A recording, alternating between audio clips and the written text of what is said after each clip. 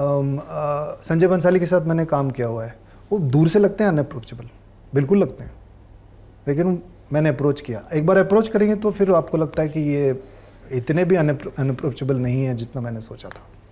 फिर एक रिश्ता बन जाता है, कम्युनिकेशन ओपन हो जाता है, एक लाइन ओपन हो जाता है आप दोनों के बीच में। मेरे लिए बहुत ज़रूरी था वो, जब मैं रामलीला कर रहा था, कि वो कनेक्शन डायरेक्टर और मेरे के क्योंकि बीच उनको लेके बहुत मिथ चलते हैं। वो सारे सही हैं और सब कुछ झूठ भी है वो बड़े पैशनेट आदमी हैं, और कई बार वो उनका जो पैशन है वो गुस्से में निकलता है गुस्से के रूप में आपके सामने पेश आता है। और हर किसी को some people call him genius, some people call him cruel no, on he set, is a genius, moody, temperamental, वो सब है। gets very angry at times. उनको इतना क्रूएल होते हुए तो मैंने देखा नहीं था, लेकिन है मूडी और टेम्परमेंटल बिल्कुल है। उनका काम उनके लिए, मुझे लगता है कि ये मेरी रीडिंग है, कि उनका काम उनके लिए सब कुछ है। ही पुट्स एवरीथिंग, अपना सब कुछ उसमें लगाते हैं। और कई बार क्या होता है कि बाकी सारे लोग आपके साथ काम कर रहे हैं, वो सिर्फ काम कर रहे हैं, उनके अंदर आपके जितना पैशन नहीं है। ये एक इम्बैलेंस क्रिएट करता है। तो कई बार उनको किसी चीज़, कुछ भी गलतियां हो जाती है तो फिर वो उनका जो पैशन है ना, वो ऐसे गुस्सा बन के निकलता है। कैसे अप्रोच किया आपने उनको, पता मैं जाके बात करने लगा, उनके बगल में जाके बैठ के। कई सारे कास्टिंग कैसे हुई?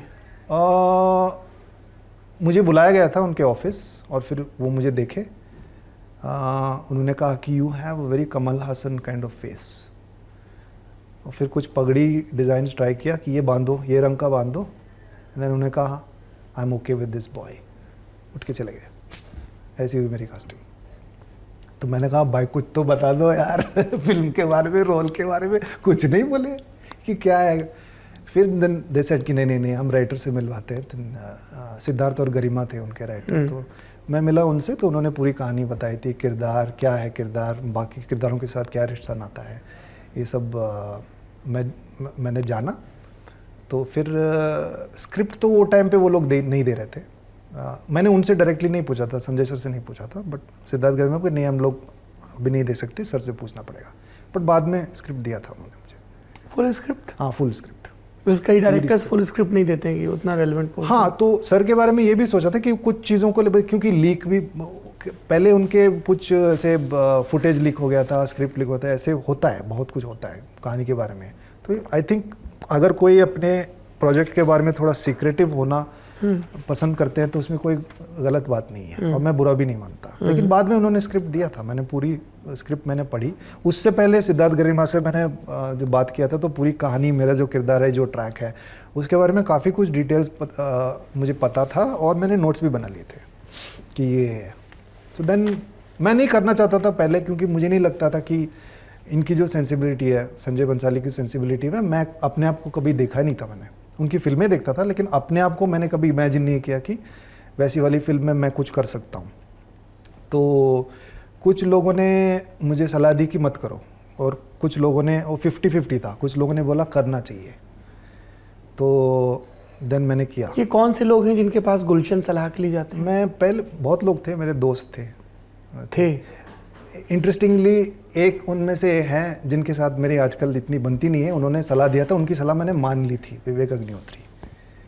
उन्होंने बोला था कर लो, अच्छा रहेगा, यू विल एंजॉय इट। उन्होंने बोला था, मेरी बीवी ने बोला था, और तब की मेरी मैनेजर शोभा संत, इन्होंने बोला था कि कर लेना। ये वो उस हिस्से में आते हैं जिन्होंने बोला था कि हाँ, why not, you should do it, it would be interesting and I have no regrets. बहुत मज़ा आया मुझे काम करते हुए, और मुझे लगा था कि ये परफेक्शनिस्ट है, बिल्कुल आपकी क्रिएटिविटी आपको कुछ करने का मौका ही नहीं देंगे। बिल्कुल ऐसा नहीं था। कई बार तो पूछते थे कि हाँ, तुम तो अपना ब्लॉकिंग खुद कर लोगे ना, बताओ क्या करना है।